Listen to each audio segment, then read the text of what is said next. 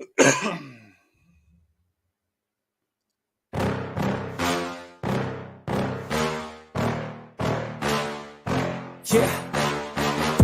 Please tell me that I can't, that I won't, that I fail, that I'll never make it out, yeah.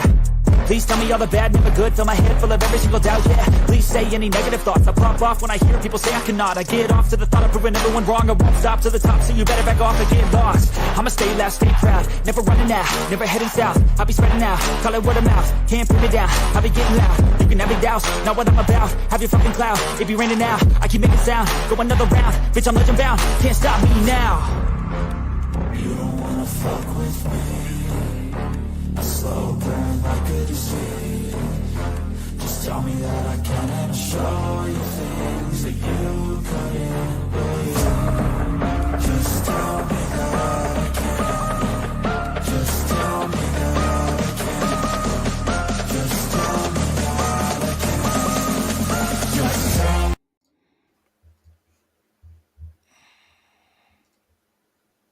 me. Man, I'm still... There you go. There you go. I'm still learning this new system. Welcome to Friday Night Lights, and I'm going to hand it over to Mikey because it's Mikey's job tonight. Go ahead, Mikey. Welcome to Friday Night Lights. I am your host, Mikey. And as always, riding with me, Tommy, what's going on, brother?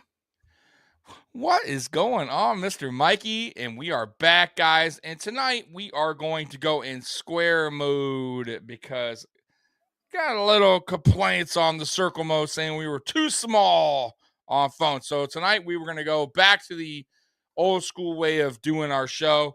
I might mix it up a little bit later and still go into the different kind of format on here. But for now, we will go into the original mode that we normally do. What is going on? We already got Jason showing up here. Yeah. Yo, Tommy, Mike. Yo, what up, bro? How you doing, man? I appreciate you popping on. Tonight, Mr. Mike. Actually, real quick, hold on. I do want to ask you something because something's been on my mind. And I do want to ask this. And hypothetically, if we had no Ken Dorsey, let's just say you could pick any offensive coordinator this season. I'm just saying, with the same roster and everything that happened, right? Would we have gone to the Super Bowl and won a Super Bowl? With a different any other coordinator? No, it wasn't a coordinator issue. Okay, I just want to get that out of the way because I feel like some people think that I'm just saying, like, I feel like is feeling the heat. However, no, it wasn't a coordinator issue. You know, at the end of the day, we lost our all pros on defense, and Josh, as much as he played through it, was playing with a torn UCL, which came out at the end and said, listen, I had to change my throwing mechanics. He wasn't able to do some of the things that he could do earlier in the year, which led to it. Right. And listen, Dorsey, do I want to see more from Dorsey? Yes. 100%. Was Dorsey the reason we lost? No. Yeah. The whole team took a crap in that last game. Yeah. It wasn't one or that. But now, if our defense would have went out and pitched a shutout and we lost 3-0, you want to put it on Dorsey? Okay. I'm okay with that. Right. But, the fact that there was no scheme changes offensively or defensively, and our head coach allowed that, I point him out. If we're going to blame anybody, you blame McDermott. Right. Buck stops with him. But that's just my take. I agree. I totally agree. We had some emojis pop in. That's why I had to go to round mode there so they could fall to the bottom of the screen. By the way, guys, shoot your emojis. They will fall onto the screen. Yep. Anyways, I agree. I am not wearing my orange hat. I am wearing a black hat. Today's a black hat, right? Yeah. See, come on, Thomas. I think Thomas is poking fun of your orange hat, man. Where is that orange hat? It's not orange. Where's that orange? That is not orange. That is red. Looks a little orange, man. It looks the same red as that's behind me. Is the Mafia Sports Report orange? I don't know, man. It looks same color. Maybe it probably was sitting in the sun a little bit, right? In the car, maybe on the dashboard. It's not orange. Maybe it's not like faded. I will send you a picture of it. It's not orange, brother. Thomas got him going. All right. So, by the way, I do agree with you on the coaching staff. This is this is definitely I think every coach is a little bit responsible, including Brandon Beane. That's why we're doing what we're doing tonight, because there's been also a lot of talk, Mikey, about the draft, right? And we actually did this, me and you. We did this early in the season.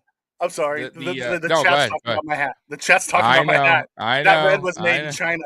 It's China red. It is the old Reebok one, but who knows where they actually had it made.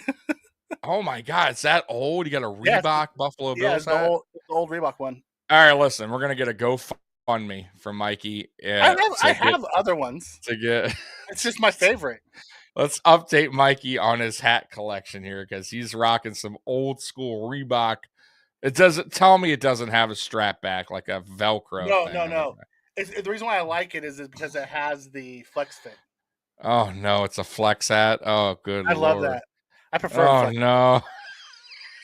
I'm a flex fit guy. Because depending on if I grow hair out or not, my head. That's true. Changes a little but if bit. you get a fitted hat, you'd be all right. Come on, get a little bit bigger. I used to rock the fitted hats, but then I moved to flex fit. Probably about 10 years ago. But before that, I was fitted.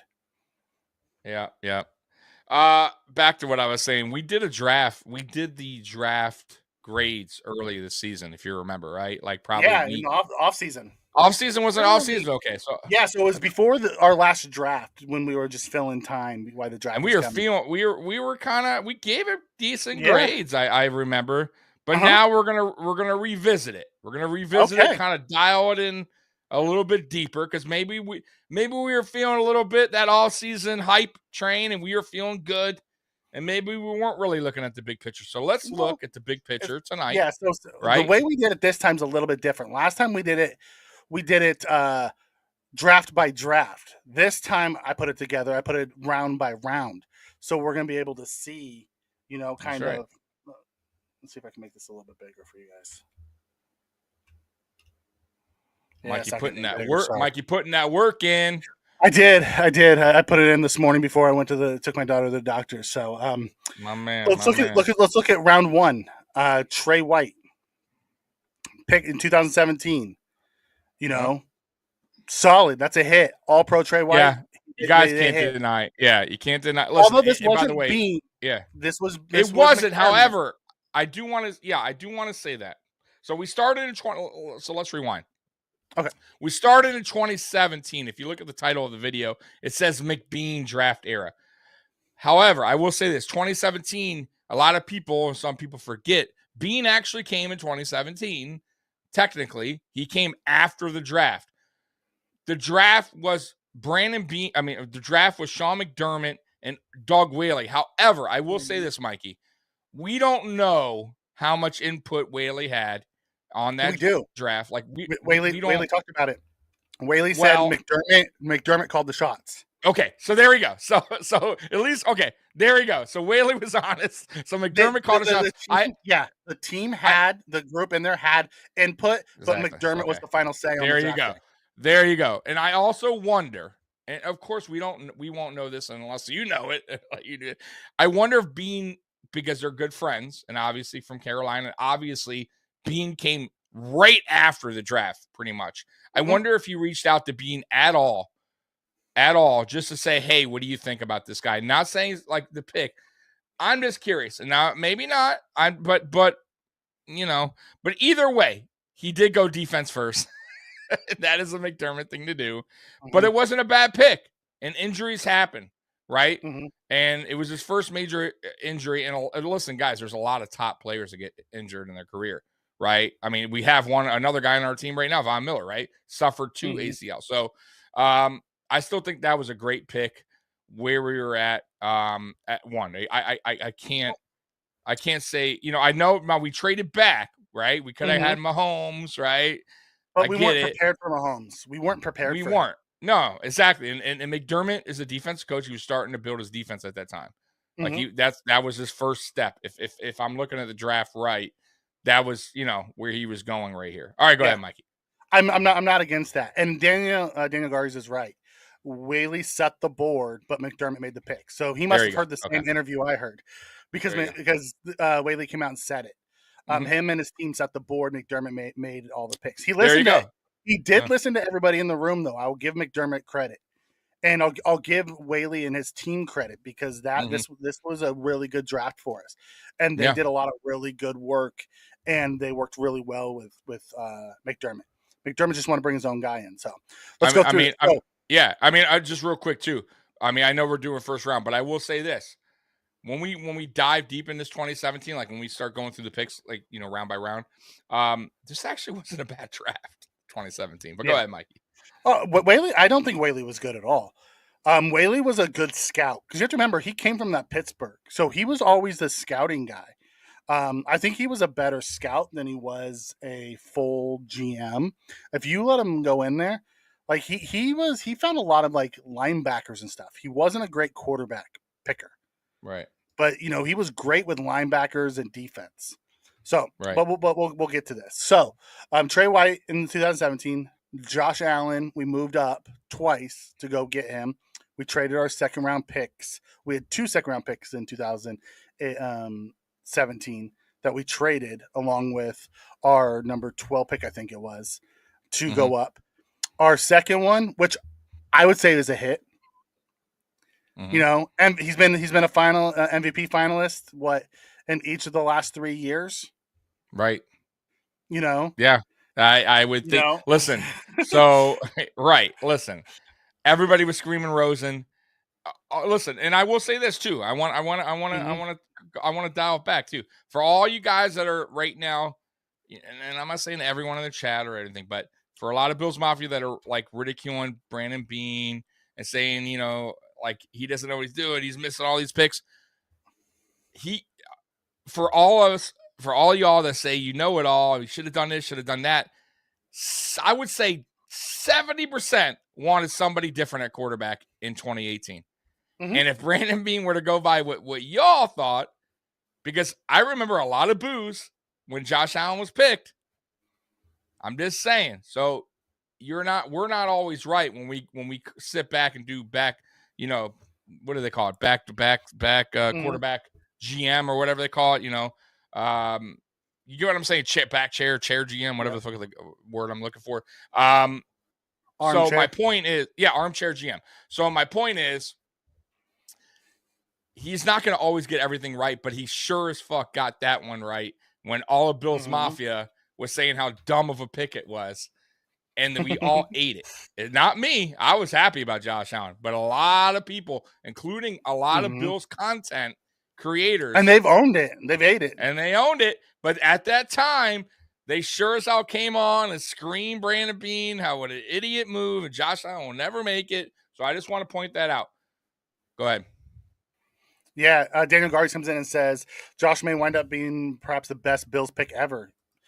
Jason comes Up in and there. Right now says, it's Bruce Smith, but go ahead. still, yeah, but when it's all said and done, Josh might be it. Mm-hmm. Josh is on a legendary track. No doubt. Bean always finds diamonds in the rough. He does in later rounds, and we'll get to the later rounds. Oh, You're yeah, right. we're going to get there. We're going to get We'll there. get there. So, our second first round pick, we moved up and we took Tremaine Edmonds. Now, he's been a polarizing topic for Bills Mafia. Some people Mhm. love him, some people hate him. Me personally, I love the guy. The guy is 25 years old. We could sign him to a long term deal. And when it Mhm. finishes, you can sign him to a 7-year deal and he'll be 32 when it's done. Still has time for another contract. Well, this is one of the few contracts you're paying for what you're gonna get, not for what you did get with Tremaine Edmonds if you sign him. Love the pick. Love the pick. He's been listen. I heard, and I think it was on Cover One.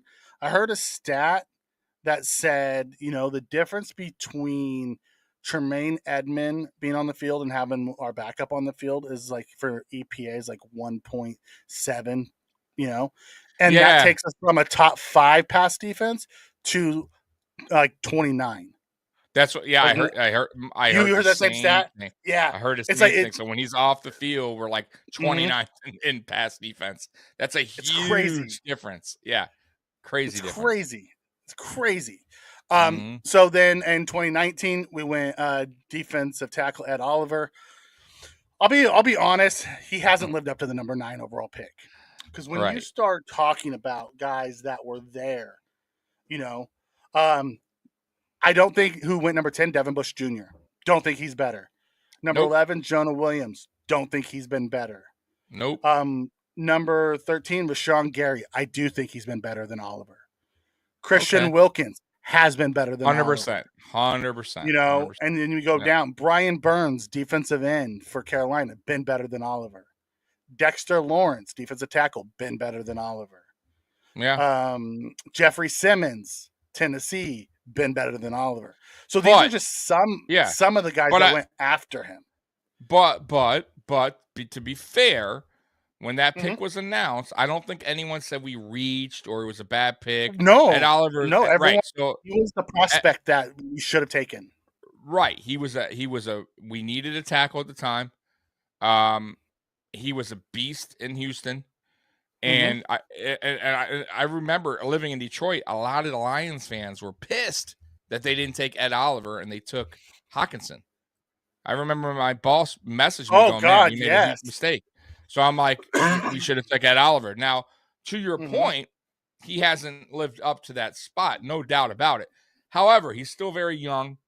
We'll see what happens. I don't think he's played bad, right? I just don't think he hasn't been the impact guy. Right. He hasn't shown a top 10 pick. Exactly. It's the impact. But I don't think it was a bad pick at the time. You know what I mean? We can always go back and go. I still don't think it's a bad pick because ideally he was the top prospect on the board. Correct. Now these other guys have grown into monsters, you know, and been good later on down the line, and hindsight's 2020. But when we made the pick, he was the best player on the board. I also think it has to do with guys that were put around them. You go to Miami. Let's just take Christian Wilkins, for example. You had Roquan Davis that got added to them around him. You got a couple good defensive ends added, so he wasn't seeing a lot of double teams. You go to Tennessee with Jeffrey Simmons. Jeffrey Simmons was one of the top prospects in the draft. He just had character issues, so he was probably off of our board. You know, but you look at that defense. He had Bud Dupree and Landry, and he had other guys around him on defense. Ed Oliver hasn't been put on the defensive line with a lot of, you know, really top end talent. Jerry Hughes was aging. Addison was past his prime.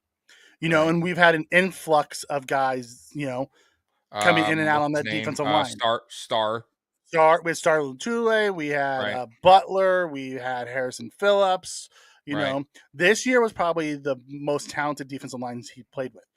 And when Vaughn was in, he was a monster. He played his best football. You know, but then we lost Phillips to an injury for a few weeks. Then we lost Daquan. So we saw injuries around him, and then he just kind of disappeared. Yeah, he plays better with others. I'll tell you what the problem is with him, and maybe that's why he plays better with others. He's a little undersized, right? Yep. And I feel like he needs that bigger DT next to him, or that the little quicker edge rusher, where he can kind of get on one-on-one, right? He's just a little undersized. Like, he's not. Everybody thought maybe he was going to be Aaron Donald, but the thing with Aaron Donald is bigger and width. Like, he's a beast, mammoth, and he's just better. There's just no getting around it. He's a better player than Ed Oliver. But I agree. Listen, and that's why too the line was a little disappointing this year too, because it just didn't live up to what they thought. Again, even me, I thought. Now listen, I will say Daquan Jones did help a little bit, but once Von Miller went out, it was kind of right back to what we had last year in a way. A little better still than last year, but I agree with you on that front. Like, Ed Oliver needs players around him to get to that next level of play. So hopefully, this coming up season we'll get that. But then we got to say, okay, do we sign him after his 5th year? You know what I mean? Because we did give him that 5th year option. So interesting. Jason comes and asks, why not move Oliver to right end? He's not a defensive end. That's why. He doesn't have that quick twitch. Doesn't have that speed burst to get around. He has the speed burst to penetrate inside, not on the outside. Right. He has like a quick burst. He's a quick burst. He doesn't have the speed to go around. Yep. All right. And then in 2020, we had no picks in the first round. We traded away for Stephon Diggs. 2021, we had Greg Rousseau. I don't know what happened. All right. It's coming back. It's coming back. Don't worry. Give me a second. Just disappeared on me. Yeah. That was odd. Maybe here we'll get some emojis while we're going on. You guys send your emojis here. Yeah. So it's one of those things of, Greg Rousseau. I think it's too early to tell one way or the other, with Greg, if he's going to be a hit or miss. I liked his year 1. I liked his year 2, what it looked like this year. I'll be interested to see. And then obviously 2022, we had Kyrie Elam. It's still too early. I think we should have played him more, and we didn't. Right. So Gregory Rousseau, I don't hate the pick at all. It's basically a second round pick, right? Mm-hmm. I mean, pretty much. It was the end of the round, right? That's basically a second. He was a raw player, right? Everybody knew that. He actually missed the whole season. He didn't play because of the C, right? I can't say it on here, though. YouTube will ban me. So he had one season as an edge rusher, one. And he was put at edge. He wasn't even an edge going into college. So very raw, very raw. But they saw the potential, his height, everything. And he had, 15 and a half sacks first year playing. So he had good numbers. I actually thought he did a lot better this season. I did see the growth. He had 8 sacks. And I listen, I think the addition of Von Miller is helping him. And I'm not going to say that's a bad pick yet. I can't. It's too early in the game. He had 8 sacks. That's not bad. That's not bad at all. I mean, I'm not saying that's something to write home about, but that's a good second year. And like I said, this isn't a top 10 player we're talking about. This isn't Ed Oliver, right? Which I think he could have been if he would have played that final year, because he was number 2 in sacks. I agree with that. 1 year of college that he played. The person he was behind was Chase Young, and he was only like 1 sack behind him in college. If he had another strong season, I think he would have been a top 10. He would have been in top 10 because edge rushers are always going early in the so I think we could have benefited from that by getting a young player. Yeah, and I'd like to see him continue to grow. Daniel Garies is right. It's too early to call, but there are reasons to be encouraged. But we need to see more of an impact. He started off hot, kind of tailed off after his injury. He wasn't the same guy after his injury. So we'll be interested to see what he looks like in 2023, 2024. Right. Yeah, when Miller left, our whole freaking pass rush left. It was weird because the first game that he didn't play, Rousseau had 2 sacks, I believe. Like, I was like, okay, maybe he'll, and then it just went dead after that. Just went down. And then in 2022, we had Kyrie Elam. From what I saw, I'm encouraged by what I saw. The coaches didn't play him that much, which makes me mad. I wanted to see more of him. But I was encouraged. I was encouraged how the season ended for him. Yeah, most definitely. Listen, he didn't get a lot of playing time. He really didn't. He like the coaches were shuffling him in and out all season. He also had some injuries early on, right? That kind of derailed him a little bit too. But it's so early right now to really where we could say good or bad pick on him. I'm 1 encouraged. year in. Yeah, I am too. I saw some good things from him. I didn't see too many bad things. There's obviously things he needs to get better at. But I thought he played way better than Dane Jackson, who we continue to throw out there. But we'll see what happens next season. I believe Dane Jackson is a free agent too, so I don't think he'll be back. He's a restricted free agent, yeah. Right. So when we look at our first round picks since McDermott got here, they've been solid. We haven't had any bust. Yeah, I see nothing. I see nothing wrong there, guys. With these, with the first round since 2017 to 2022, there's nothing. Now, I would say the one that you could maybe, I guess you could say, like 50-50 on Ed Oliver. So only guy there because I think it's way too early on Rousseau and Elam. And obviously, Allen and Edmonds. And the crazy part, Oliver is Right. the one that was the hands down. That's the guy you take at that selection. Yeah. All the other Dude, guys, yeah. people wanted different people in all of them. Everybody wanted Correct. Oliver at 9. That's the crazy part. Correct. So I mean, and I don't think it's his career is done yet in Buffalo, like where we could say it's time Outside to move on of, from.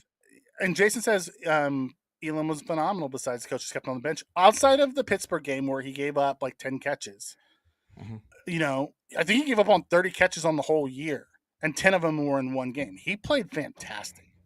I want more Elam next year. I want Trey and Elam as our starters. And I think he'll work in the offseason with Trey probably, or go somewhere where they have camps or whatever and get a little better. Work on his skill sets. Yeah, he seems like one of those guys. Daniel Garza is right too. I think he'll develop into a quality starter, if not better. I think his floor is a quality starter. Yeah, our coaching staff knows how to coach secondaries and develop secondaries. Yeah. I agree with that. So let's quickly jump over to round 2. 2017, we had 2 second-round picks. We had Zay Jones, and then we had Deion Dawkins, who was drafted as a guard, but out of necessity had to move to right tackle and then to left tackle and won the job, and then we ended up keeping him. If you remember, that was the year it was Cordy Glenn at left tackle. Correct. We had Mills at right tackle. Mills got hurt, so we had to kick Jordan Deion Mills over there. Yep. And then we had to kick him over there. And then Cordy Glenn got hurt, so we kicked him over to left tackle because he was going to be our starting right guard. It was supposed to be Glenn, Richie, Wood, Dawkins, and Mills as how it was, or Quanjo at that time. I can't remember. They were battling for the right tackle spot. Right.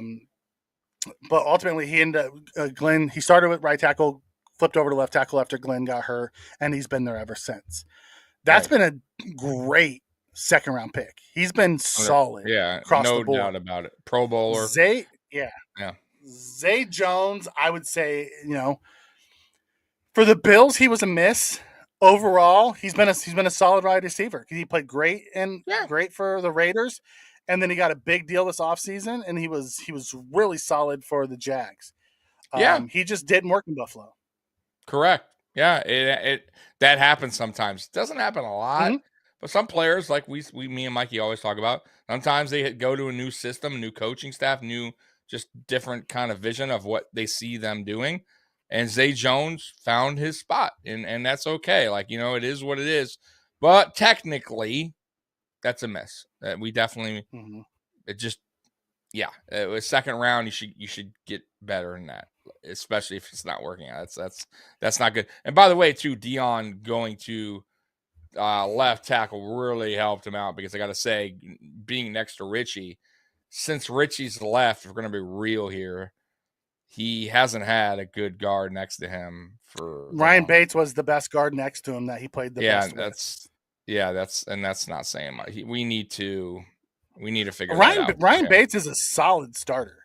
He's we'll see what happens. I like him. I still think they're going to groom him to center. I could be wrong. I think he's the center. I think he's the center of the future too. Yeah, I've always thought he was going to be our center of the future. Yeah, So all right. So then we had no pick in 2018 in the second. We traded both of them away for Josh Allen. 2019, we traded up for Tommy's best friend, Cody Ford. Oh, Tommy's all pro, all everything. Cody Ford. I did not like that pick when we did. I was just not happy when we picked. And know me, I like offensive linemen. I'm all good for it.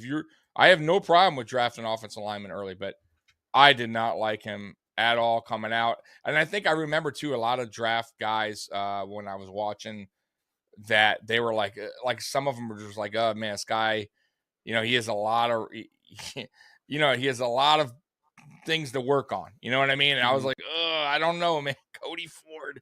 And the fact that we passed on DK Metcalf when he was sitting there, very disappointing. But there was other guys, I'm sure, too, besides DK. But That was just a Mhm. bad pick. That was a terrible Yeah. pick, in my opinion. One of the worst. So this year. let's look. It's 2019, right? Yeah. Cody Ford, who was picked at 38. The guys after him: Sean Murphy Bunting, the corner; Trayvon Mullins, the corner; Dalton Reisner, the tackle, who is now playing guard, has been a really good guard. Right. Drew Lock, Elton Jenkins, the center for Green Bay. Oh, he would have been a great pick. Mm-hmm. Grady Williams, who's been a bust. Eric McCoy for the Saints, who've been a good center. Mm-hmm. The big ones, really, there's a few really big ones that we passed on. AJ Brown and DK Metcalf are huge ones. Huge, yeah. Forgot about AJ Brown. Oh yeah, you're right. AJ Brown went 51. He went number 51. Right. But there's other guys like Miles Sanders went at 52. You're right, Miles Sanders. Yep. McCole Hardman went at 56. I don't think he's been great. Speedster. Yeah, not great, but he's a speedster. Could have used them. Right. Yep. Nassar Adderley went at 60. Taylor Rapp went at 61. Although we didn't need safeties at that time because we had Hyde and Poyer. Right. But those are just like little guys that were taken after him that we could have gone with. And Elton Jenkins. Didn't need to trade up. By the way. Yeah. That's another thing. Yeah, we wouldn't need to trade up. So, right.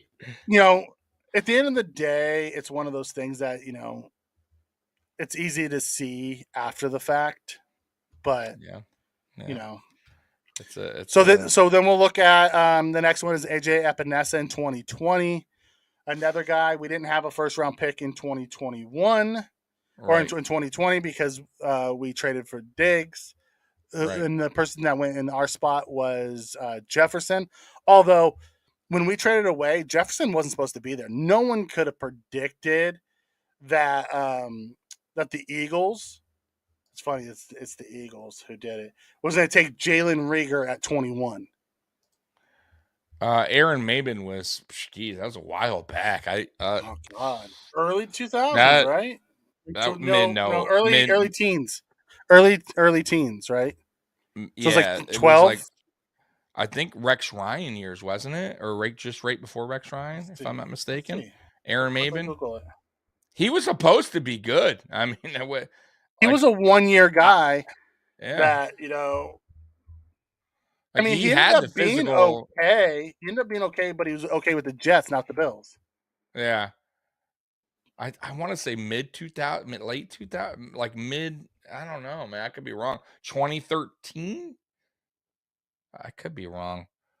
2009. Wow, 11th overall, 2009. 2009. Okay, that was a long time ago, bro. Yeah. Aaron Maben, my God. Yeah. So when we're looking at the AJ Epinesa, pick, Dick Geron, it hurts. Yeah, it hurts because the pick after AJ Epinesa, which went 54th overall, was J.K. Dobbins. I wanted J.K. bad. The pick after that, it was Roquan Davis, the big defensive tackle that could have been the awesome one tech next to Ed Oliver. We could, the next year we could have got him a big one tech. Ezra Cleveland, who is now a guard in Minnesota, who's a starter, solid. Josh Uche, the pass rusher. Right. AJ Dillon. We ended up taking Zach Moss in the third. We could have taken AJ Dillon in the second. Oh, we'll get to that in a minute. Willie Gay Jr., the linebacker. Right. We could have taken another linebacker and had 3 linebackers, and he 100%. Was fast and really good. Yeah. And the guy that I wanted, Jeremy Chin, the safety, solid player. We knew back in 2020 that we were coming up and our safeties were starting to get older. We figured we can use him as a big nickel or a sub linebacker until he was ready to take over for a Hyde or Poyer. And we didn't take him. And the first pick in the 3rd round, who I didn't know the guy at the time, but Logan Wilson, the linebacker for Cincinnati, who was Josh Allen's buddy. Right. Yep. Out of Wyoming. So there was a lot of guys that we could have went with over AJ Epinesa. Although AJ Epinesa was one of those picks who was considered a top 20 pick until the last month of the draft. So yeah. And I remember heading into that draft too. Almost every draft, like mock draft, had AJ going to the Buffalo Bills. Almost every single one I read. And sure enough, Brandon B. And usually that doesn't work that way. I got to be honest with you. Most mock drafts, very rare do the team wind up picking that player, right? It's not it's a lot of them picked AJ Epinesa going to the Bills. And I wasn't totally mad at it because once again, second round, his family's super athletic. Like all his family does some kind of professional sports. Parents, a sister, like he is kind of a freak athlete in a way. He has potential, but he just hasn't really gotten there yet. However, I will say this past year was his best year as a Buffalo Bill. He had, I think, 8.5, 9 sacks. Who? AJ? AJ. Yeah. He was up there in sacks, wasn't he? 6? I thought he had 8. I could swear he had 8. We were talking about it. I could be wrong. I know Groot, but I could swear AJ had a quiet 8 or something like that. Guess I'm wrong. Maybe I'm wrong. Did he have that much? Let's see. I thought he did. I haven't looked up his stats. I could swear I'm gonna look him up right now. Give me a second. Okay. I'll look it up right now. I totally could be wrong. Sorry if I am. It's all good.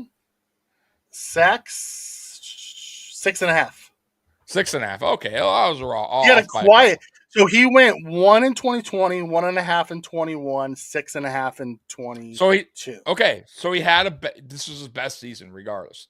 Yeah. Since he's been a Buffalo Bill. Still not impressive. Like Gregory Rousseau, second year, already beating him in sacks. Tells you all you need to know right there. And they're both basically second round picks. Kind of. I know Rousseau's the first, but it's near the end. So yeah, that's not anything to write home about.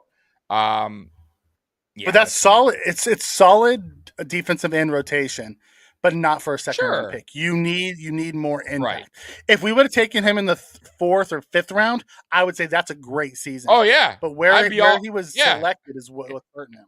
Right. I'd be all good. I'd be like, damn, 5th round getting 6.5. You know what? We need to find a way to get Daniel on here with us. This dude is on. I know, on man. Fire. Daniel, you got to be our stat guy.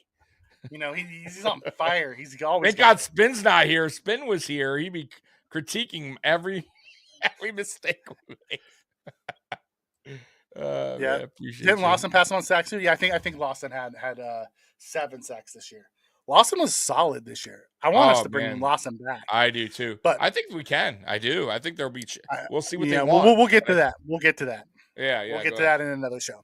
So, moving on. The next in 2021, we took Boogie Basham. That was the back-to-back picks.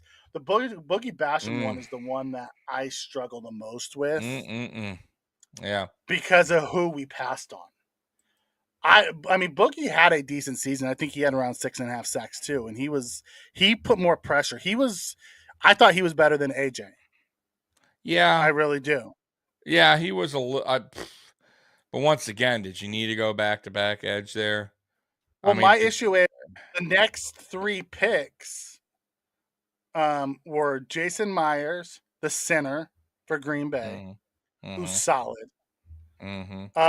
Creed Humphrey, the center for Kansas City, who's an all-pro, who's the guy who I wanted so bad. All right. And then Kyle Trask, the quarterback. Right. And then Andre Cisco is the first pick of the 3rd round. And that's the guy that we were talking about as a future replacement for Hyder Poyer at Syracuse. Yeah. Like I said, I when that pick, I just felt like there were so many other needs at that time that we could have addressed rather than go to a need that we didn't need. Like I almost felt like Brandon Beane was 4.5 sacks. Yeah, he was sticking to his script of best player on the board. He felt, I guess, which still didn't make sense because I feel like there's other. I don't think he was the best player on the board. The best player on the board was Creed Humphrey. Well, we're not his board though, right? Well, I'll tell you. Right. I'll tell you. I can tell you. I think I know why they made that pick. It's because the next year they knew they were losing Addison and Hughes, and they wanted to get cheaper at the end. So they went back to back DNs there to help, bring in some cheaper but contracted talent, and it didn't I work. get it. Right. We talked about this. I was kind of up for it at first. Like I was trying to understand the The logic. super chat is back. Oh, hey. Oh, yeah, that's right, guys. We are back. Listen, I do. Real quick. Like, subscribe, and super chat us. Yes. My channel got monetized again. For some reason, YouTube took it away, and I got it back as of 2 days ago. So thank you, Scott, for that super chat. Go ahead real quick with that before. Yeah, so it says, serious question. Is the coaching development the problem, or is drafting underperforming players the problem? I think it's twofold, Scott. I don't think it's one or the other. I think it falls somewhere in the middle. I do think that we have a development problem in certain areas. I also think that we're bypassing better players to fit need over taking the best player available. Boogie Basham is the perfect example of that. I thought Boogie Basham was a great pick. I liked Boogie Basham. Creed Humphreys was 100 times a better player coming out of college, a better prospect. Also a need on that offensive line. Go look at what the Eagles did. They had Jason Kelsey as center. They took Landon Dickerson in the second round. They stuck him at guard until it was time for him to move over to center. Right. There was no reason why we couldn't have done that with Creed Humphreys as well. Right. We drafted for need over the best player available. In another position I thought we needed. Because I don't know why. Maybe it's McDermott's a defensive guy. They have not put a ton of high. They've put draft picks on the offense, but it's more late round picks. They haven't put a ton of high round picks. Late, yeah. They only did it. Yeah, exactly. They only did it a few. Josh Allen, really. I mean, well they did Josh, and they've done Stephon the two running backs. If you really want to, if you kind of want to count them as a draft pick, then you look at them. They put in Cody Ford, busted out.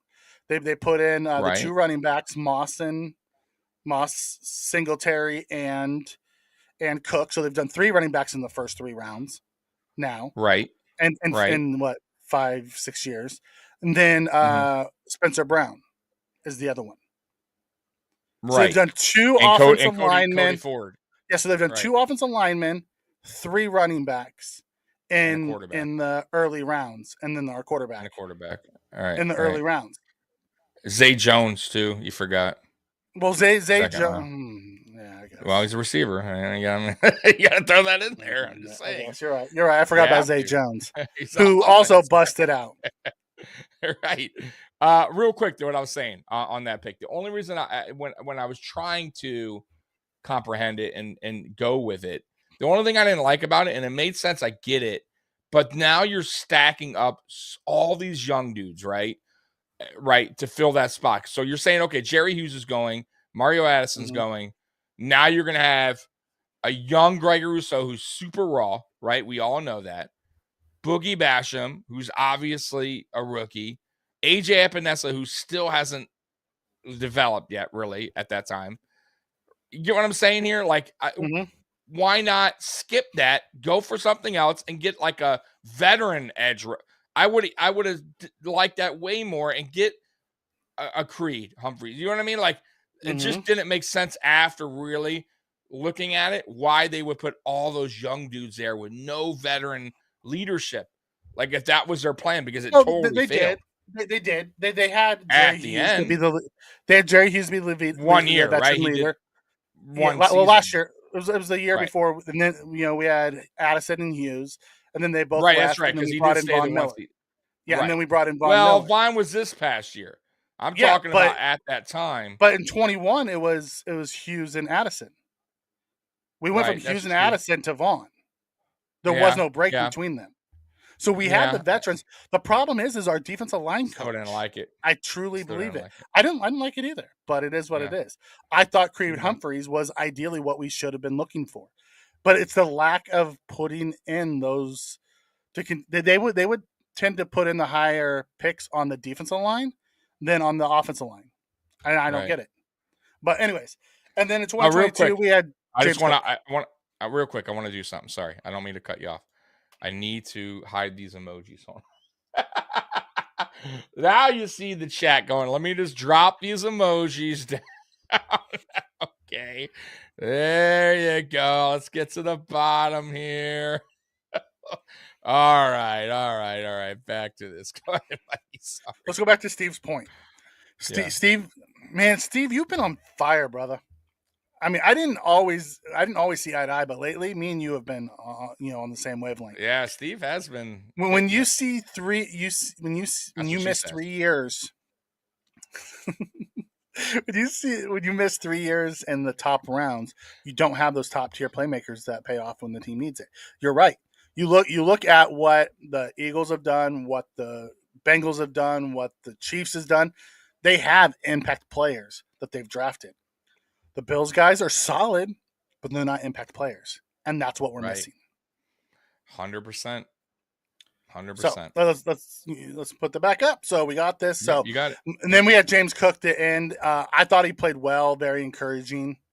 So in the second round, yeah, he had a good. I want to say good second half of the season. I thought his first half was slow. Right. I thought the game was a little too fast for him, and I thought it slowed down, which is a really good sign moving forward into next season, because he will probably be the guy, because Singletary is leaving more than likely. So I'm glad that we saw the potential that they saw in him. Go ahead. Chuckles World comes in and says the defensive line rotation can be part of the problem. People aren't getting in a rhythm. The Bills are one of the few who constantly rotate people in and out. They don't play a ton.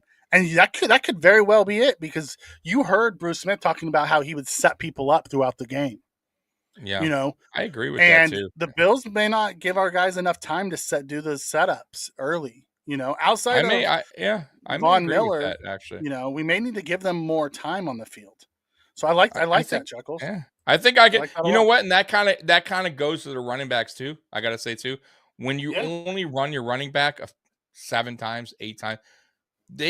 These guys, they need reps. They to get going in the game, right? Mm-hmm. It'd be Same like with a offensive linemen. Yeah, right. It's exactly run blocking. So if you don't do that, it's like they just don't get going, right? Like it'd be like a quarterback throwing 3 times in a game, and then you expect him to all of a sudden fourth quarter start throwing the ball. Like he's just not going to be in it. Like so, yeah, I totally agree with that in a sense. Maybe the rotation thing, and that falls back on the coaching. McDermott and Frazier loving their system, and that probably won't change as long as McDermott's here. I hate to tell you. So let's go into the third round. We had no pick in 2017. 2018, we had Harrison Phillips, solid. Mm-hmm. He wasn't special, but he was solid. 2019, we had Devin Singletary, solid. I thought he was. Yeah, I don't care what anyone says. He's a solid player. Yep. He was a solid running back. I'd like to see Devin Singletary on another team. I hope he flourishes. I do. Yep. Me too. On a team that I love the guy him a little bit more. Yeah, he's a good guy. Good teammate too. By the way. Yep. Yeah. Go ahead. 2020, Zach Moss. Did not like the pick. He just didn't work out. I didn't like the pick. Period. I thought. Listen, I get where they were going with it, but I felt like he's undersized. Anyways, I get he was a bowling ball type of running back, but he was still small. He was still a small type of back. I thought there was other running backs, and you'll go through that list, but I thought there was other running backs there that they could have chose that were probably a little bit bigger. Like you could have taken AJ Brown in the second, or AJ Dillon. Shouldn't AJ Dillon in the second. Right. Yeah, could have taken J.K. Dobbins in the second, but they held on for Zach Moss in the third. So let's take a look. Zach Moss was taking 86. The guys after him aren't household names. You had Anthony Jennings, Jordan Elliott, Cam Dantzler, Devin Duvernay, Jacob Phillips, Malik Harrison, Alex Highsmith. Alex Highsmith is probably one of the best after him. He's solid. Yeah, he's solid. So I guess then there you go. So you kind of got to say Brandon Beane probably took what he thought was his best player available. I still don't like it. I just didn't match up well with Lucas Nang. Lucas Nang, the tackle for Kansas City. He was pretty solid for a couple years.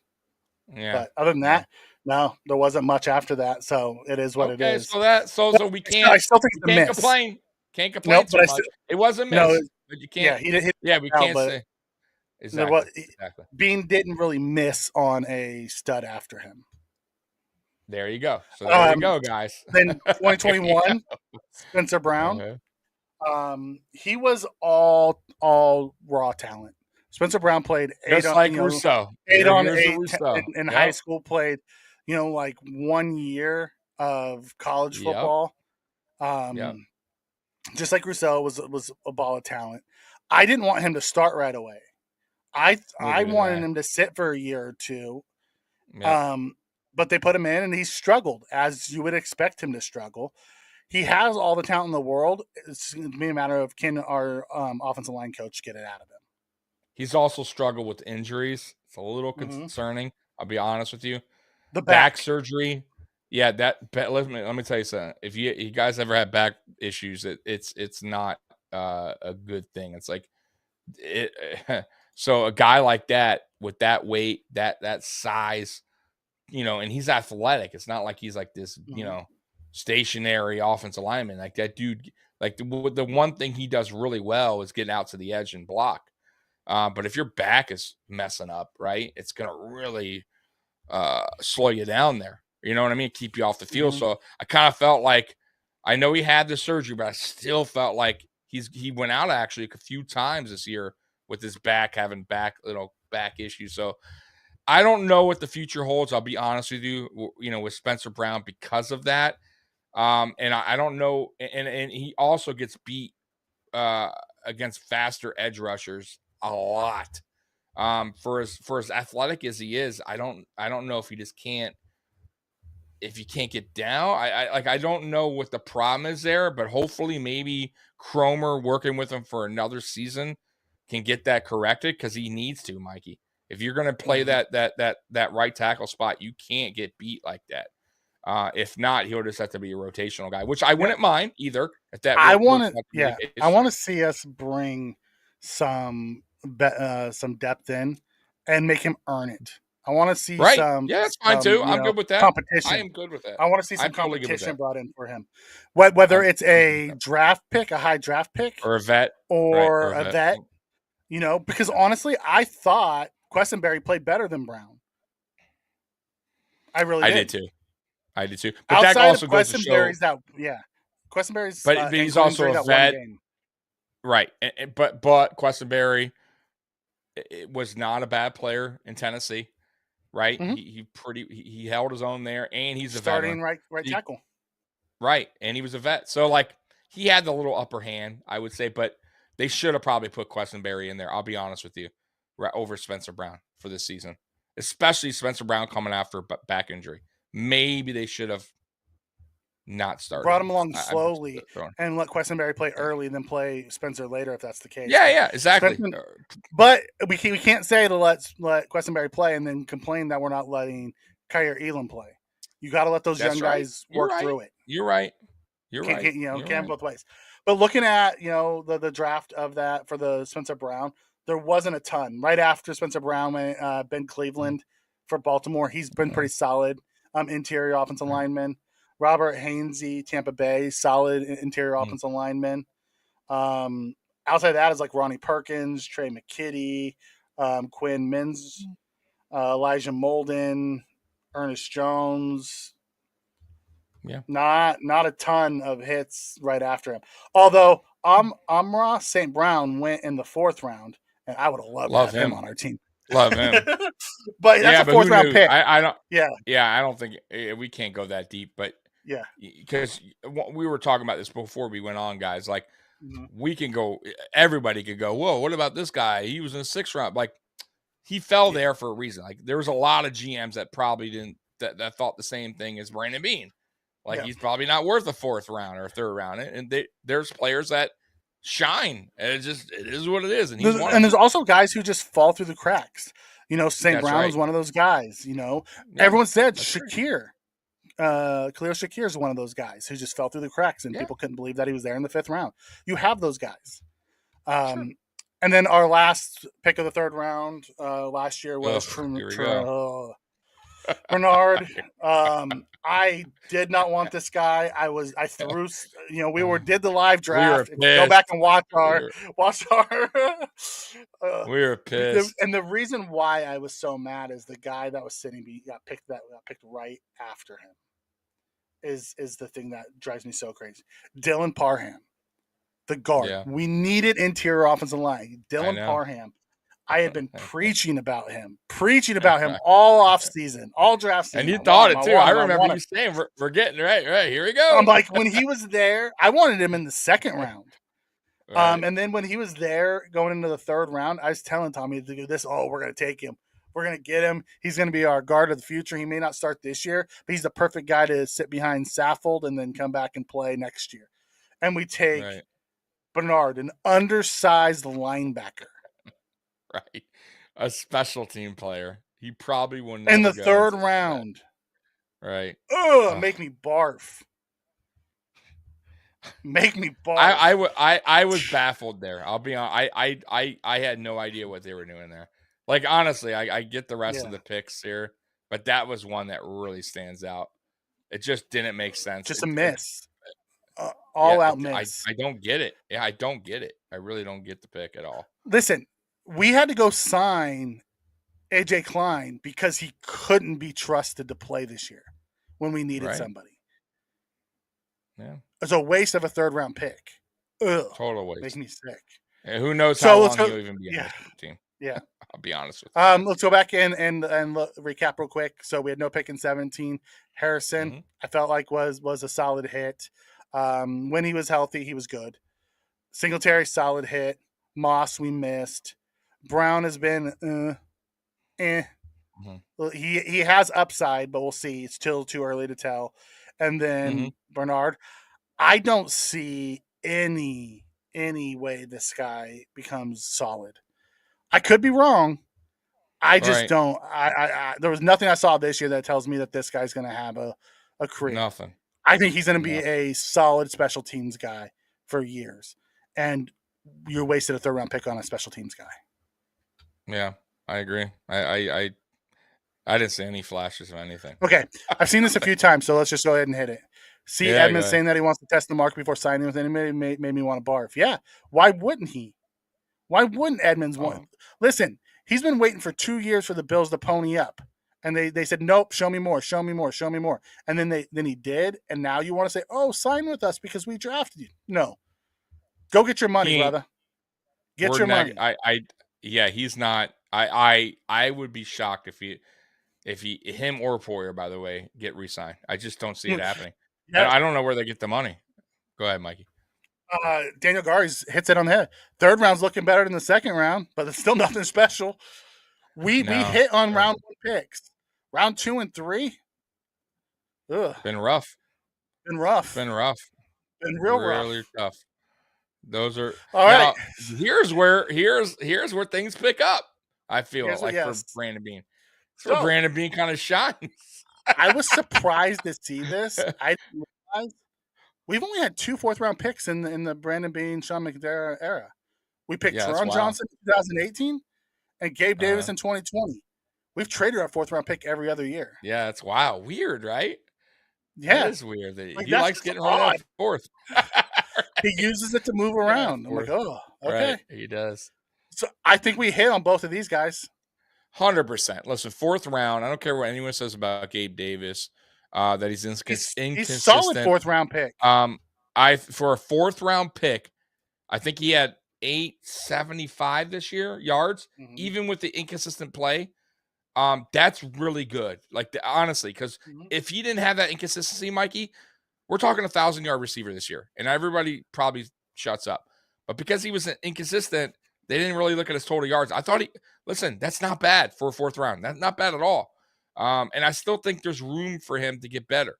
One thing I like about Gabe Davis, he works his ass off in the offseason. Like, you cannot deny that. Like, you saw this offseason, past offseason, he gained muscle, he gained weight. He was busting his ass, man. It's too bad he got hurt early on. Maybe that kind of slowed him down, derailed him a little bit.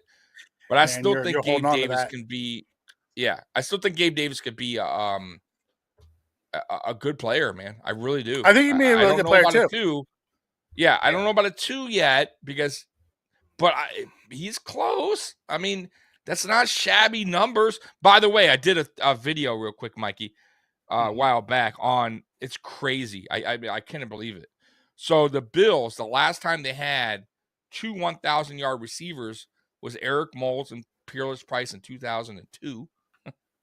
And then before that was I think Andre Reed and Lofton or something like that. I mean, it's been so long, bro. Like, so wild that we still haven't had 2 1,000-yard receivers. Isn't that crazy? It is.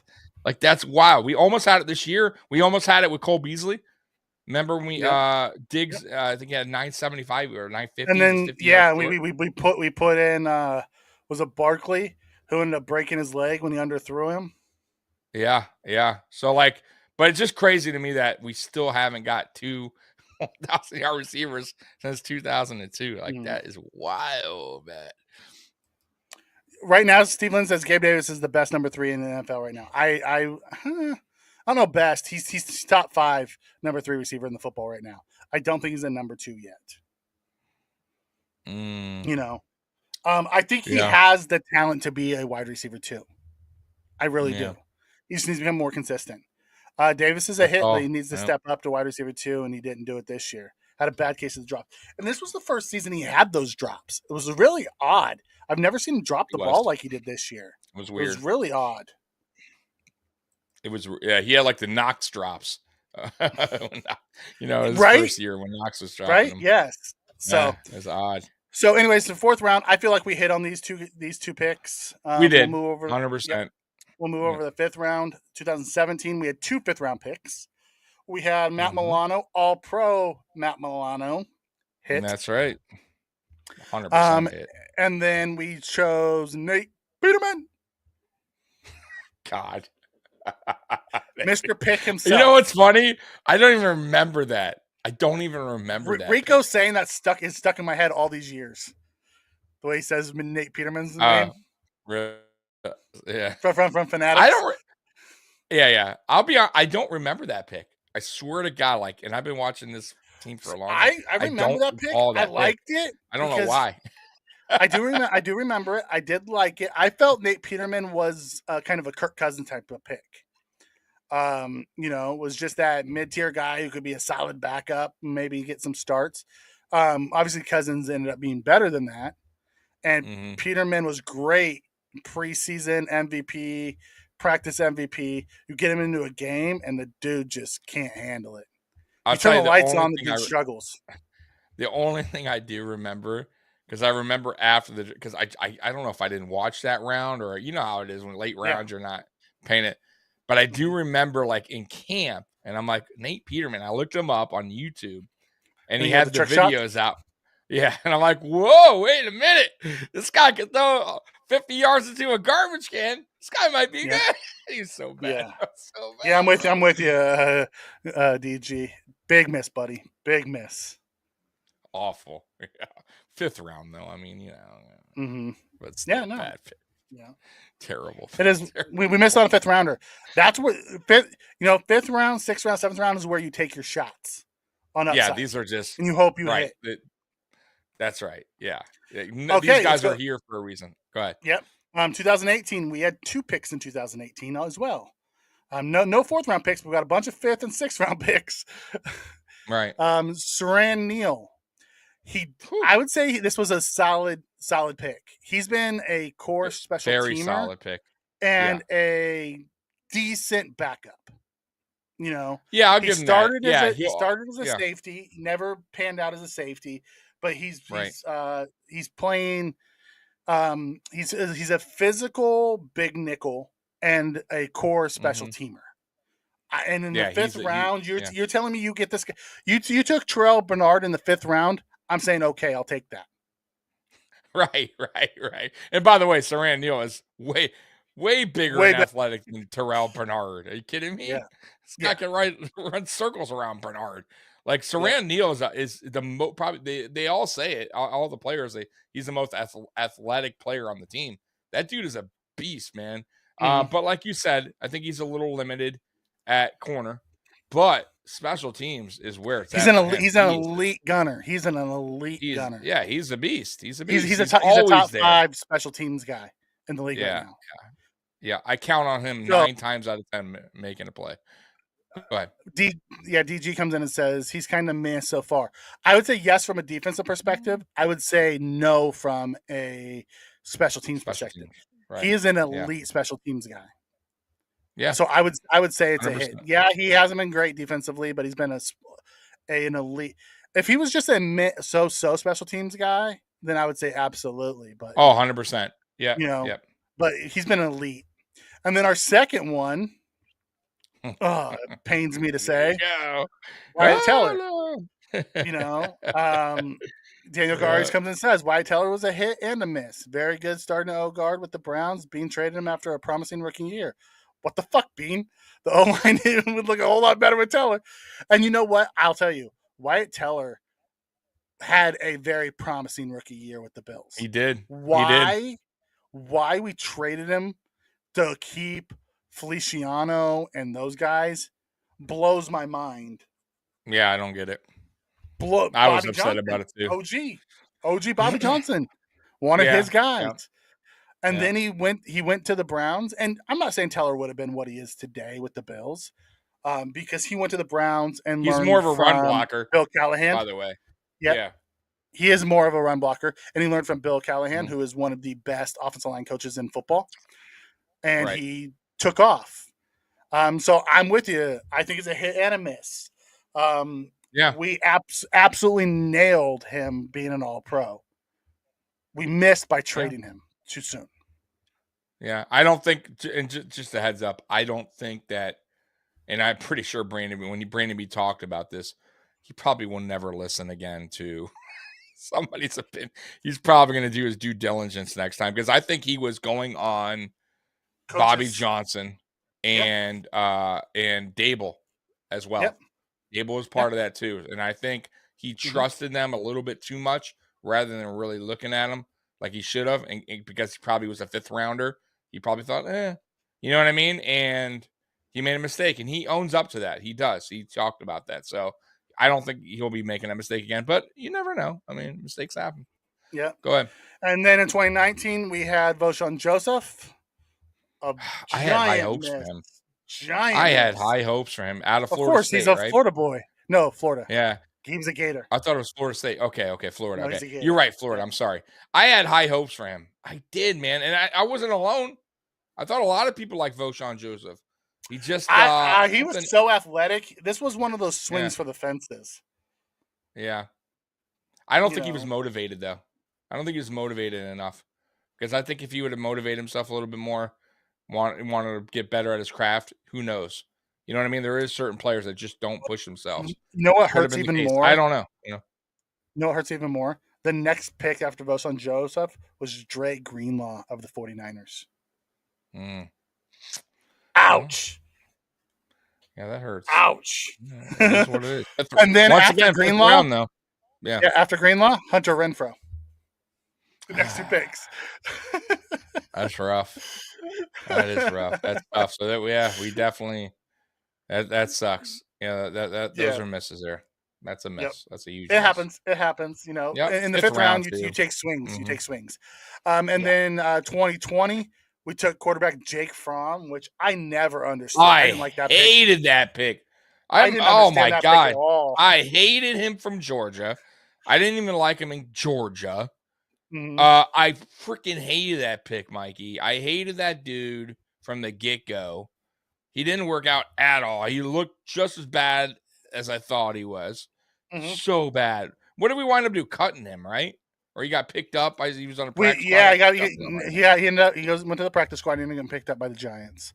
So bad.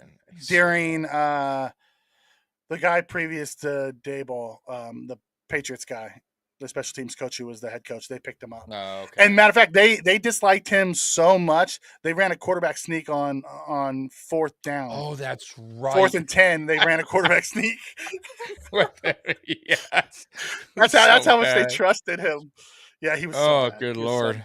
So after Jake Fromm, it went Justin Hightower, Harrison Hand, Broderick Washington Jr., Isaiah Cutler, Jason Huntley, Darnell Mooney,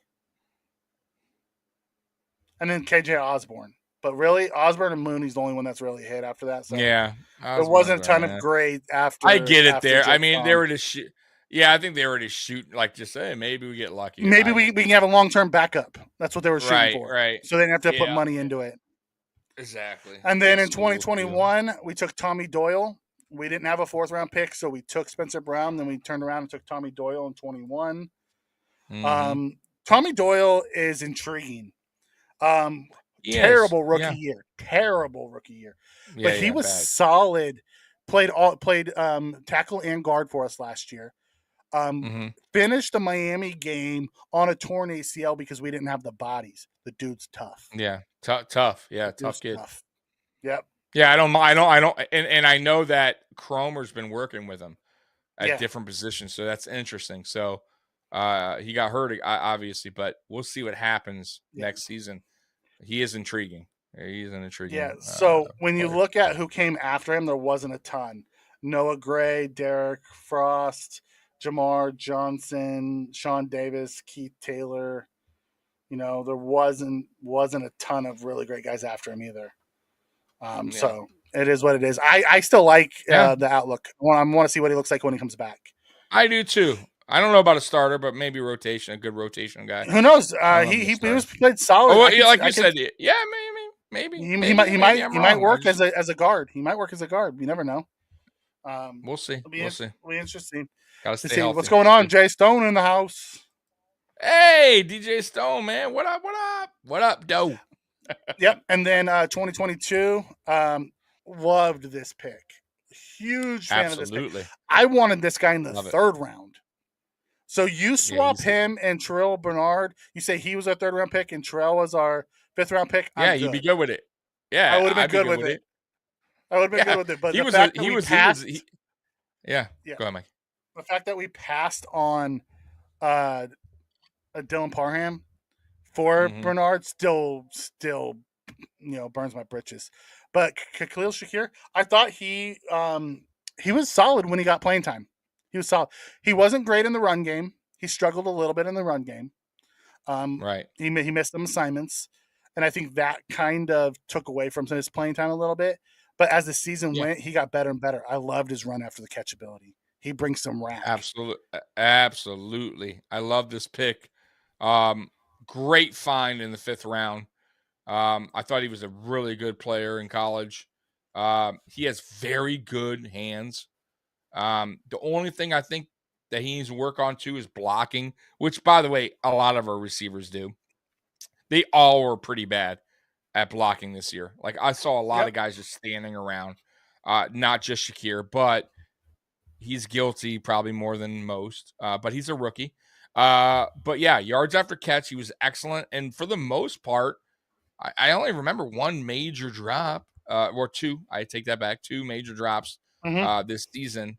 Other than that, though, he had really good hands. So I think he has a good future ahead of himself. I would like to see Cole Beasley return next season and kind of mentor him at the slots position, and we'll see what happens there. But I like his future. I do. Yep. So DJ Stone says, how's your new setup, Tommy?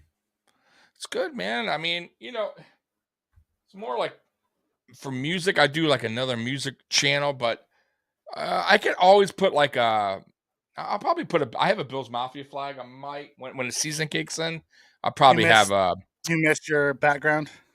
I do. And I can, the thing is I could change it to like a green screen, but then I'm all choppy and I don't like that crap.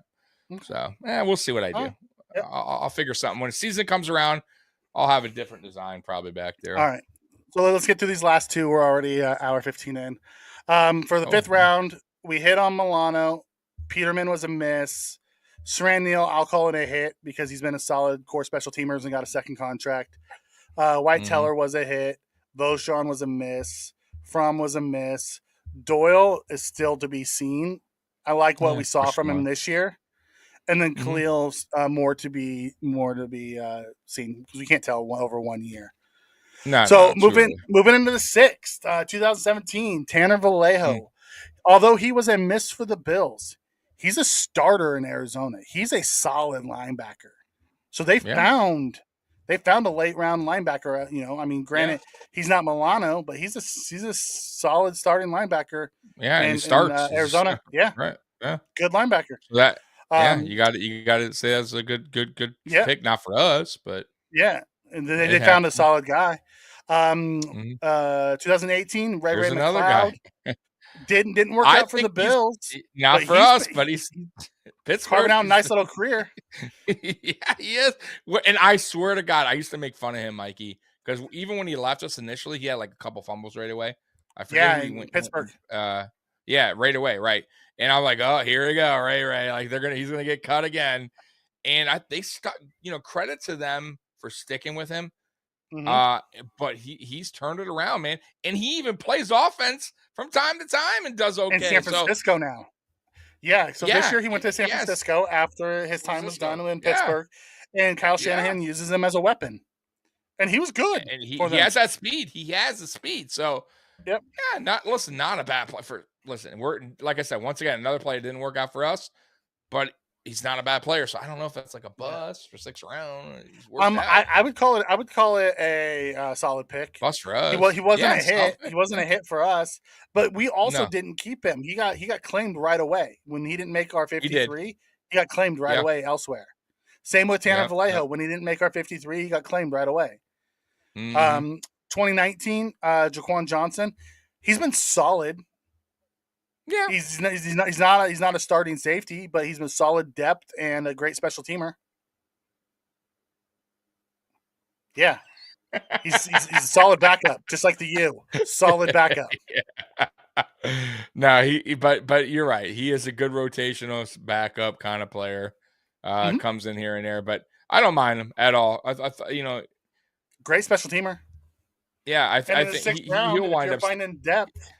You're doing good. Yeah, and they like him. He's been on this team for a minute, so yeah, I like him. Which he is a free agent now as well. Yeah, it's true. I wonder what happens. I wonder if he finds a new spot. Yeah, we'll see. Maybe somebody gives him more playing time. Yeah, 2020 we had 2 picks in 2020. First one was Tyler Bass, aka Bassomatic. I would definitely say that's a hit. A great pick. Yep. 2020 second, 5th round pick was Isaiah Hodgins.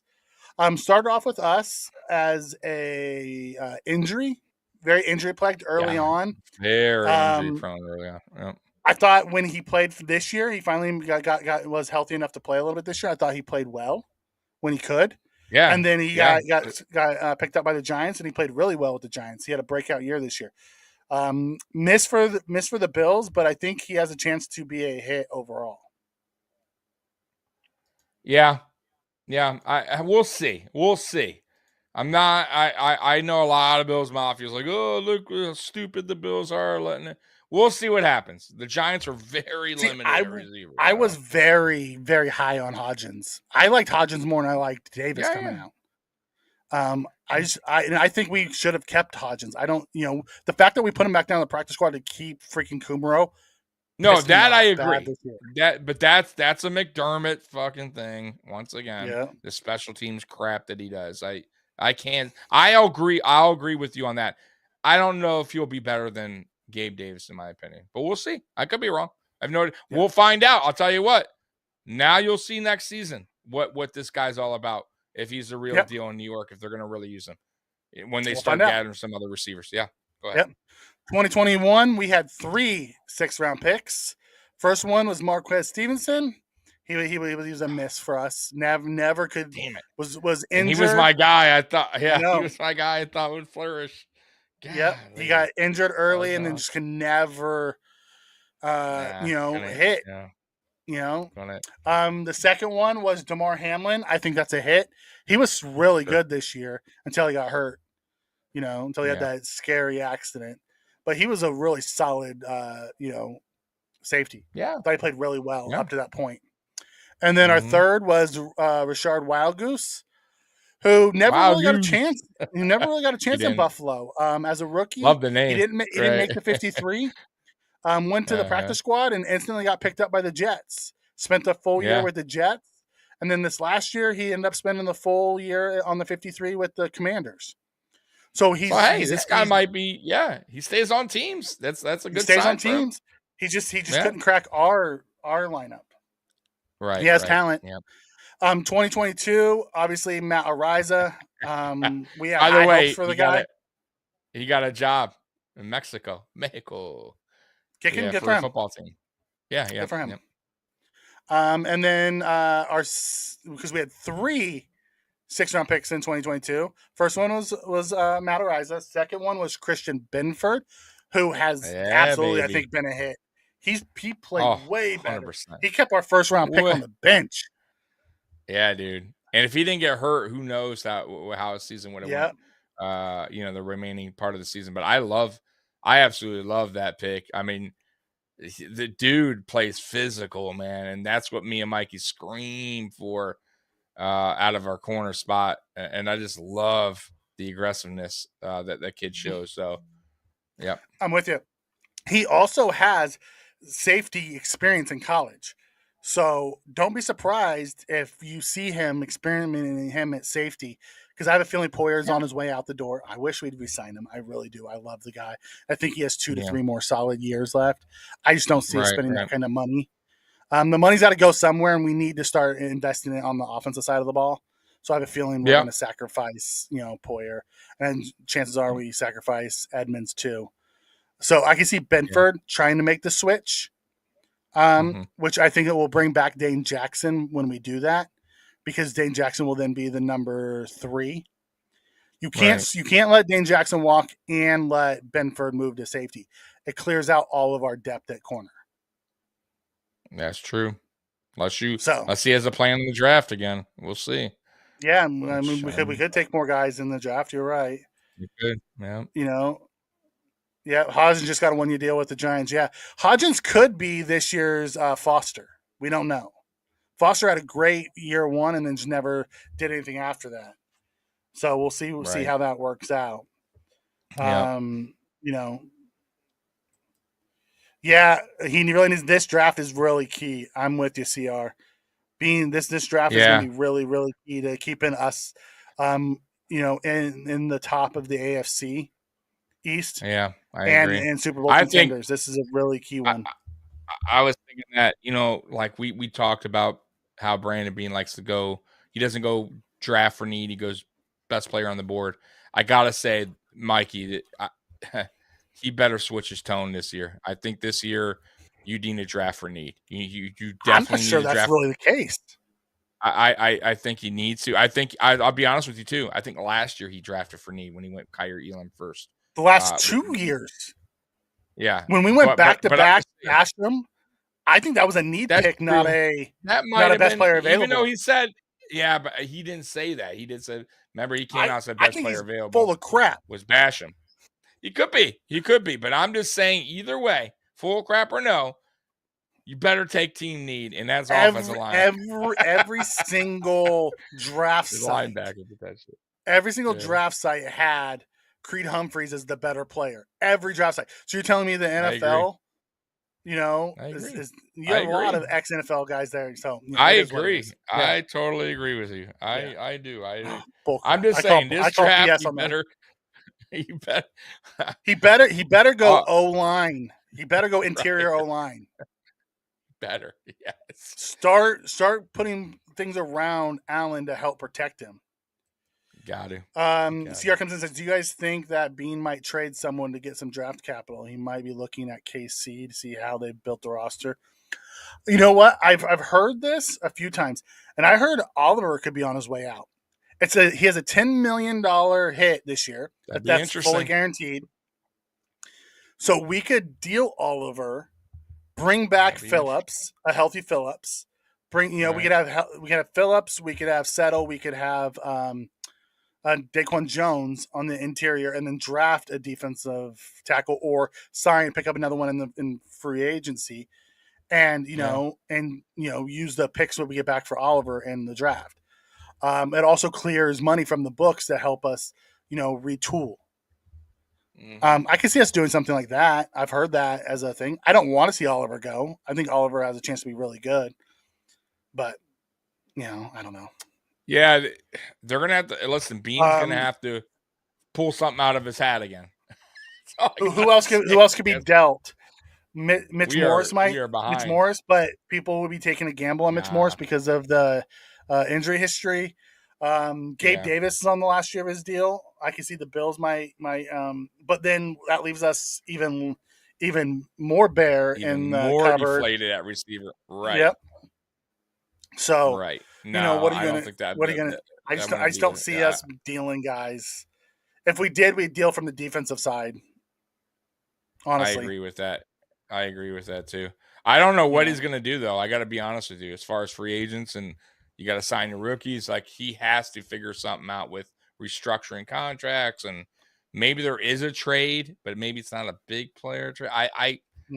That's Ed Oliver is interesting. That is, but we'll see. We will see. But boy, he better.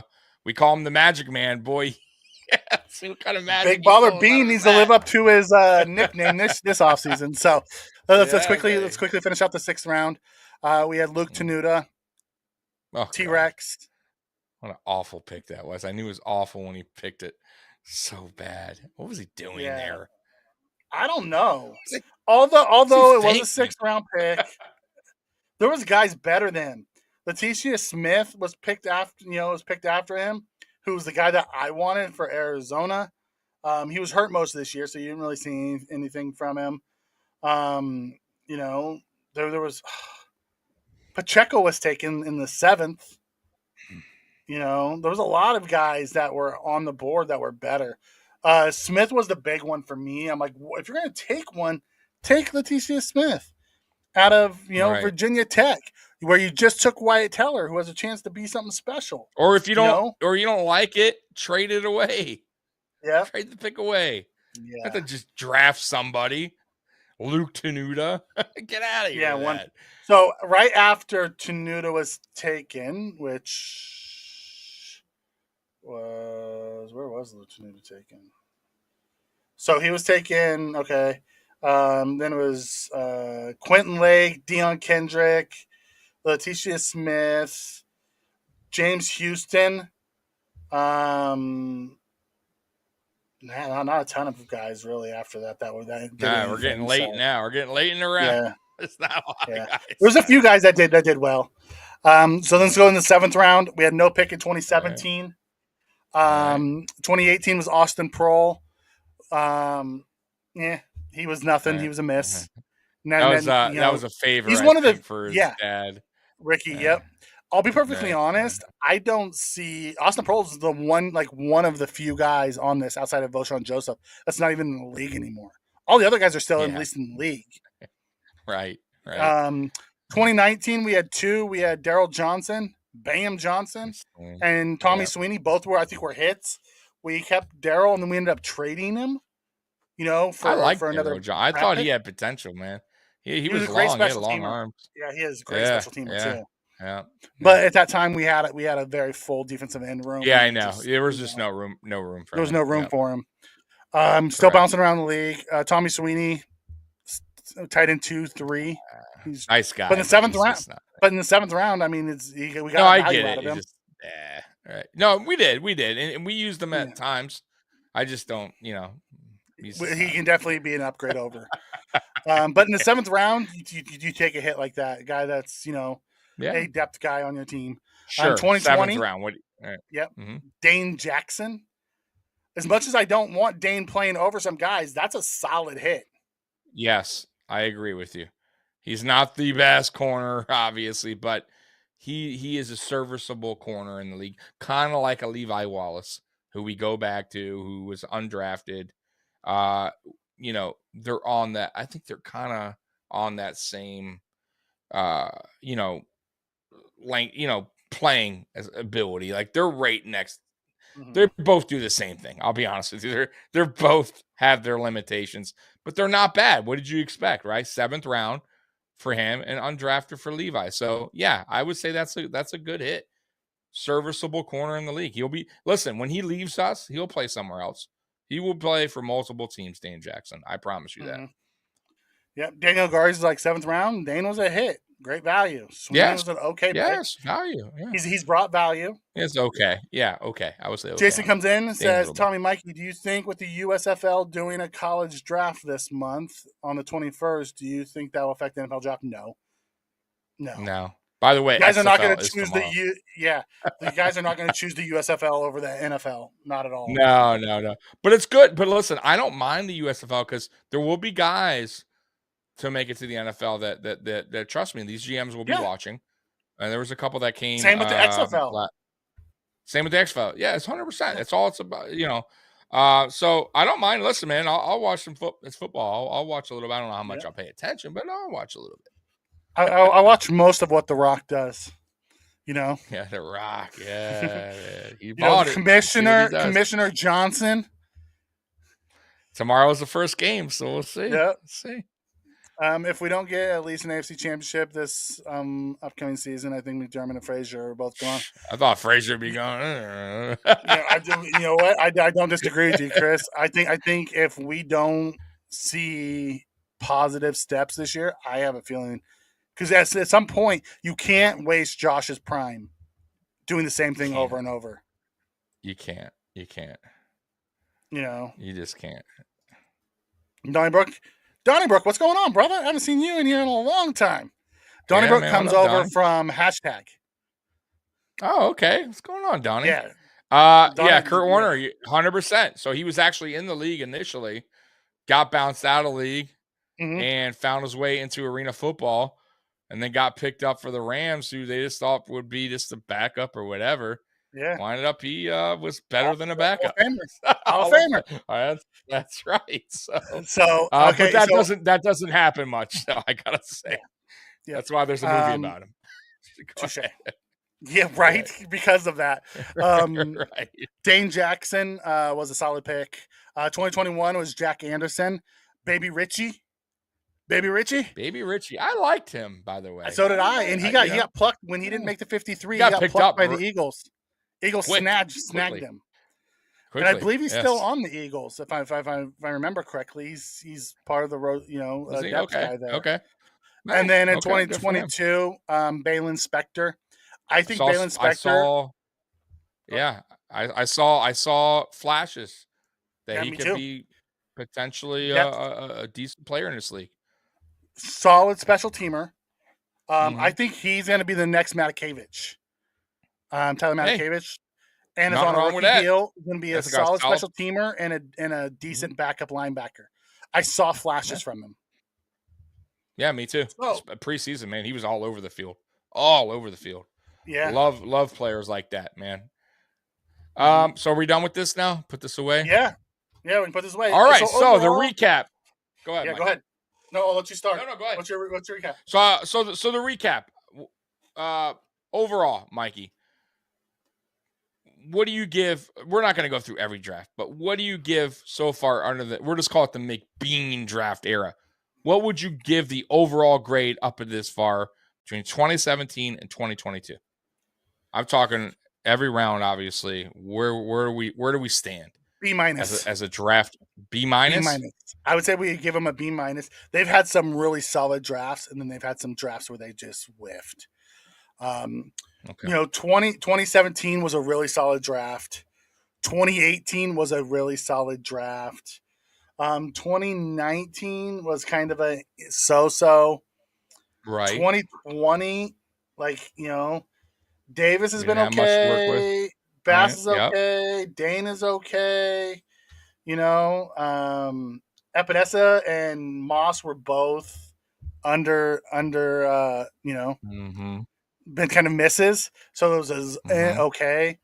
2021, I loved Rousseau. Hated the Boogie Basham pick. Yep. Spencer Brown has been Right. Doyle's been Stevenson and Wild Gooses were misses. Hamlin was a hit. Jack Anderson never got to see anything. It was a meh draft. Loved our top end pick. And in 2022, I liked some of what we did in 2022. Love Benford. Love Shakir. Love Cook.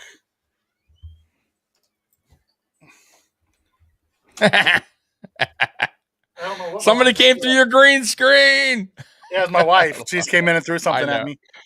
Yeah, that's what happens. Exactly Talking trash about Brandon B. What? Yeah, right. She grew up in New Hampshire. Man. She grew up in New Hampshire. So love Elam, love Cook. Hated the Bernard pick. You know, I liked the 2022 so far. We'll see how it pans out. But I would say B minus. Yeah.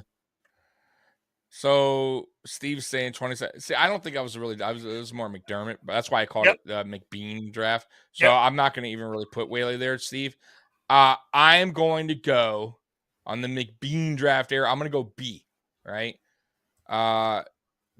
Because they did miss quite a bit, and there were some key positions we really needed that they passed on because of those players that they decided to draft. But a B is not bad for everybody that's saying how terrible they've been drafting. I just think things stand out so much that we overreact. Bills Mafia tends to overreact sometimes. But I was with that earlier comment, man, he has to get this draft right because, and I will say this again, we do not have money to sign players this offseason. We are shorthanded this coming next season. We need depth.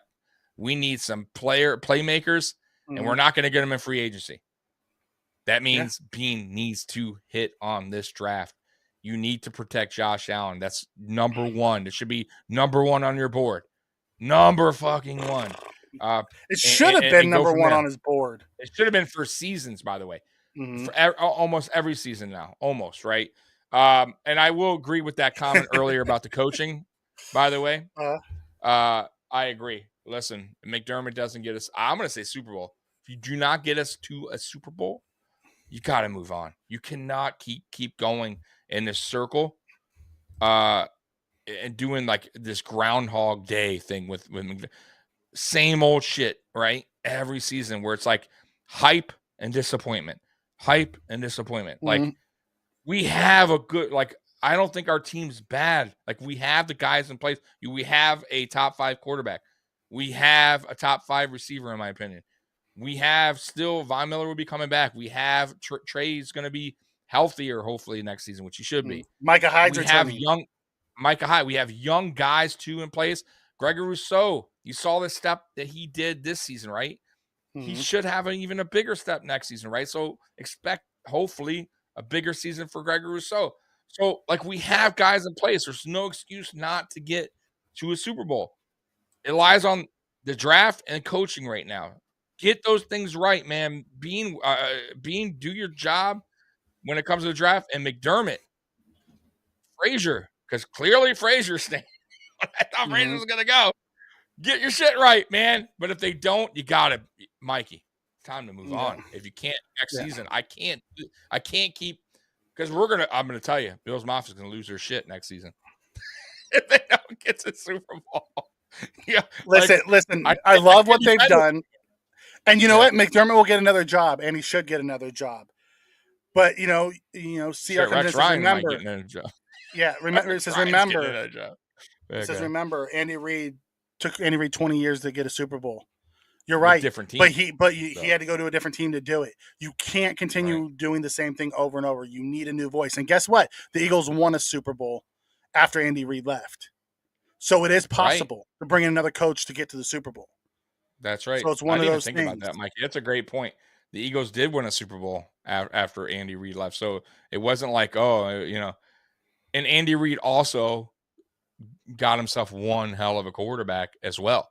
Like, I'm just throwing that out there. He got a really good quarterback, and he had a good quarterback in Philly at the time. McNabb was not, it's not like McNabb was like a, terrible. McNabb was a good quarterback. There was a good team. They had T.O. Like, that was a solid team. And he just didn't get the job done. But when he left, different leadership, different path, it happens. So maybe sometimes you need a new coach with just a different way of thinking. And maybe McDermott will go somewhere. And I'm just hypothetically. I don't think Bean's on the hot seat. I could see us letting McDermott go and keeping Beans. Because Bean's done a really good job. I don't think Bean's on the hot seat either. I think Sorry, if Brooke, we anyone's went on the hot 19 years seat, without making the playoffs. Being McDermott got us 4 straight years. They're in good shape. I believe so too. But but Donnybrook, this is my question to you. Are you willing to continue running it back over and over with these two guys if they can't get us over the right, hump and waste Josh Allen's career? right.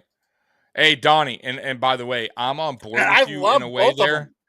Yeah, I listen. I did a video because like in the offseason, I think last season, saying we owe these guys a lot. Like I've been a fan since '89, and then I lived through the drought year 17. Like that's wild. Until these guys came along, we were a joke, right? Nobody wanted to play Buffalo, right? Like I gave all the credit in the world to McDermott and Bean and the coach staff, Frazier. I love these guys, but there comes a time where eventually you have to move on, man. Look. There's a lot of teams too, by the way, that do that. Pray to God it doesn't happen. Mikey. I hope we win it Yeah, all. like Mikey made a great point last show we did. Golden State Warriors is a good example. Yeah, right. They were there, but they needed that different. They got rid of leadership. Mark Jackson and brought in Steve Kerr, and it took him over the top. Right. You know, exactly. When you look at it, yeah, go ahead. I'm sorry, I didn't mean to cut you off, Tommy. But when you when you look at it, you know, the Bills had one of two defensive head coaches in the playoffs. Only 2 defensive head coaches made the playoffs last year. Right. So yeah, it's one of those part things. I believe we are crazy close about either. Yep. We Donnie are. said we're close. I believe we are, and I pray to God next year's the year that we get over the hump and we get to the Super Bowl. I don't think we have to win the Super Bowl for them to keep their job.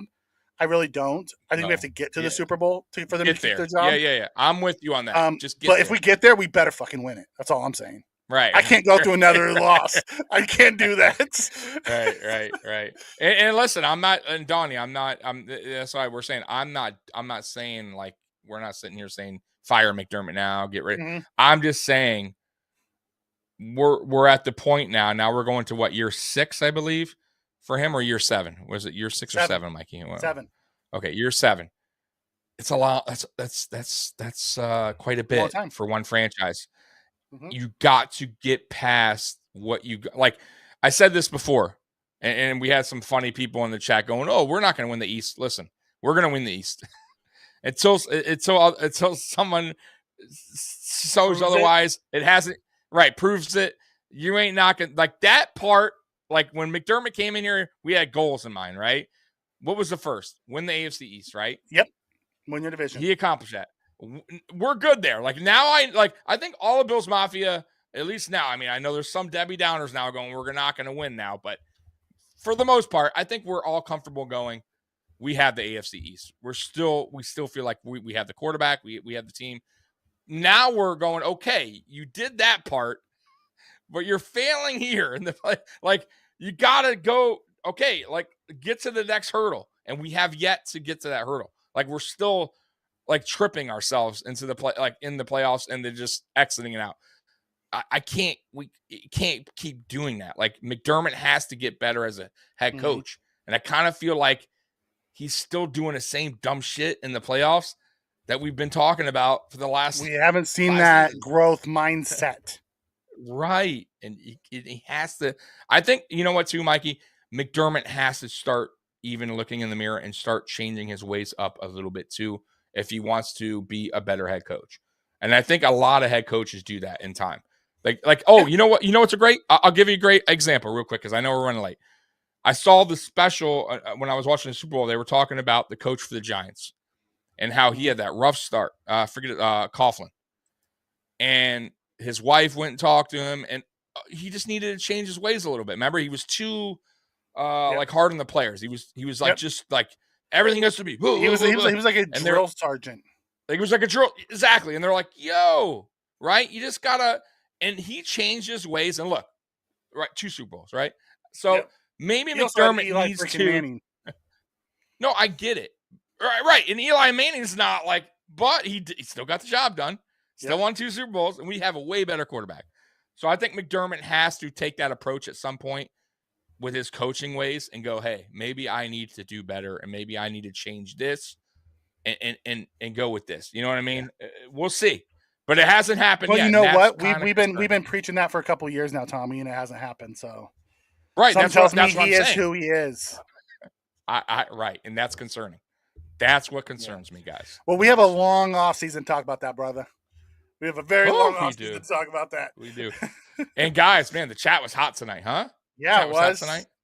I mean, we went. Love This you is one guys, of our man. longest shows that we've had in a while. We went an In a hour 45, and we could probably still go. But I actually have people here at my house. Right. So, You saw him. Right. We saw him come through the green screen. So, yeah, guys, once again, we appreciate you. If you're new here, like, subscribe. Super chats are back, by the way. I am monetized again. Yeah, Sorry buddy. about that. But anyways, I appreciate you guys. I love you guys. Look out for the next video. We'll probably be going live again, probably next Friday. Next Friday? Yeah, why not? I'm down for next Friday. And other than that, we love you guys. Bills Mafia #1. Go Bills. Peace. Go Bills.